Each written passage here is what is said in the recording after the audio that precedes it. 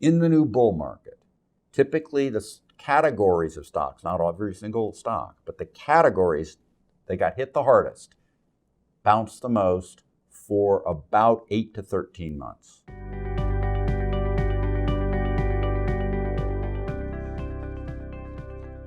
So, I get these client questions. I'm going to rattle off some client questions and some short answers. First, why do you wave your hands around so much? Well, just easier for me. I just am who I am. Some people, that seems to really bother. You know what you do if you want to understand what I'm saying and my waving my hands around really bothers you?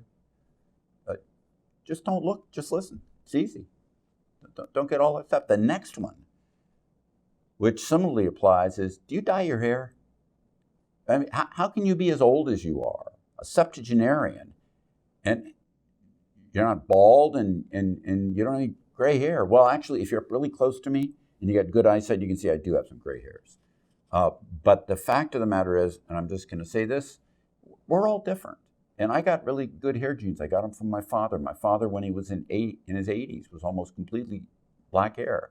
By the time he died at 96, he was still 2/3 black hair, only about 1/3 gray. And so, I got my own deficiencies genetically, but the hair isn't one of them. One question is, recently I've said that the bank lending costs are nearly zero in America. They're averaging 33 basis points, regardless of the interest rate hikes of the central bank. And where can I find evidence of that information? The easiest way to do it is to look online and just do a search for average savings account rates in America. And that'll take you close. It's the easiest one. As long as banks and credit card companies keep lending, won't then inflation continue? And why would it stop under these conditions? Well, first, I've never said it would stop. In fact, the idiots at the central banks, the people at the central banks, I didn't mean to be redundant. The people at the central banks have never said they mean to get inflation to stop. They mean to get inflation to go to about 2%. Now, regardless of what they end up doing, don't end up doing, mean to do, don't mean to do, and what ends up actually happening, nobody's talking about stopping inflation. They're just having the rate of it decrease. I will say, and I've said this many times before, the rate of increase over the course of a number of months from now is going to be a feature of what input costs to our manufacturing sectors were some number of months ago, like maybe about 6, 7 of them. It varies a little over time. Those costs have been coming down, therefore inflation will irregularly come down ahead because the input costs through a process of manufacturing and service lead to the output costs. The ongoing lending keeps the economy from getting too bad.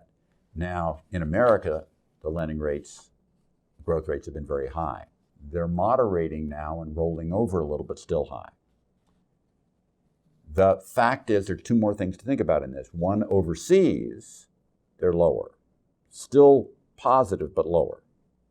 So what really matters is the global rate. And then these numbers are not inflation adjusted. So you have to take the inflation out of the total lending number, because what's really important is the net lending on top of the inflation. And that number right now on a global basis is running about 3%. What am I saying? What I'm saying is that I don't think that the central banks doing what they're doing right now naturally get you to a permanent 2% or less inflation rate, but they move you toward a 3% inflation rate where they are right now in the not terribly distant future within 2023. And that's, if you will, to pardon the phrase, close enough for government work. As they approach that, they can't tell if they're hitting their job or not. So I do think inflation will keep falling.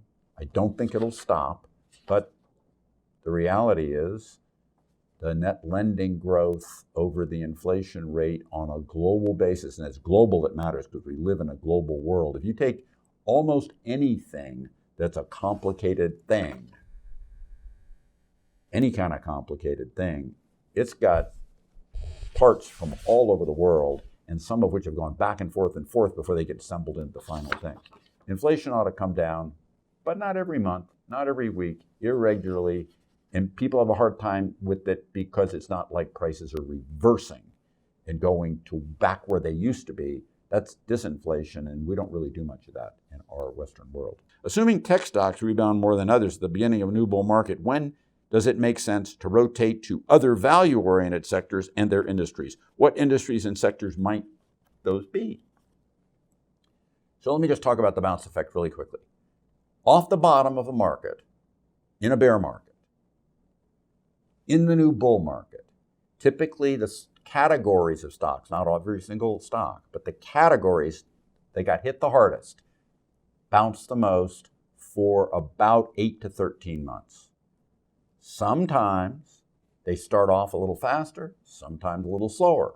You wouldn't find that very surprising now, would you? But after about 3 months off the bottom, past, where we are now and more, having the market hit its bottom in October, that bounce effect gets stronger and stronger until it more or less peaks and stops. That's the time you'd expect those categories that got hurt the most, like tech, to bounce back the most. Now, after that, sometimes they continue to lead, but they usually don't. They got hammered the most in the bear market, usually because they've done really well in the prior bull market and oversustained themselves. This is where your question becomes apt, because you say what other categories might do well. And the feature is, in that time period, which is leading into the beginning of the middle of a bull market, you typically get luxury goods continuing to do well. Energy's 50-50. Then banks often do well. Banks. I'm not necessarily referencing the rest of the financial services, but in a rising market, a lot of the rest of the financial services do too, because they're linked off to capital markets pricing. And then industrials, and particularly any kind of industrials with a growth-oriented bent, particularly those feeding into consumer durables, products that will cost you a fair amount. You don't really have to buy them, versus consumer staples, which are the more defensive ones, food, clothing, etc. So that's where you would look. That's where you should think to be then, but that isn't now. And if you like these videos that I do, I'll be back doing more of these grab bag things, and I'm sure there'll be this question coming up in varied ways month after month after month. The final and last one that I got for now off of this week is, can two different styles, growthy tech or just growthy in general, and value-oriented sectors perform well at the same time in the beginning of a bull market? Now, you know why they give me these cards with this big print on them? Because I'm not supposed to do this stuff with my glasses on. And at my age, I can't read the print if they don't make it big like this for me. It's the hair, it's the waving hands, and you know, I gotta what does that say? So the fact is, yes. In fact, categories where one typically does the reverse of the other can also, like growthy stocks and value stocks, can also do similarly well over a sustained period. There's no law rule that says anywhere, any place, that categories have to be widely disparate in their returns. One has to beat the market by a lot while the other lags the market by a lot. If one leads the market by a lot, the other one probably does lag it by a lot, but they can perform very similarly. And this year, I don't expect overall in the year to see growth and value with hugely different returns. Thank you for listening to my grab bag questions and answers, and I hope you want to listen to the next section of them when we do it again, probably next month. Take care.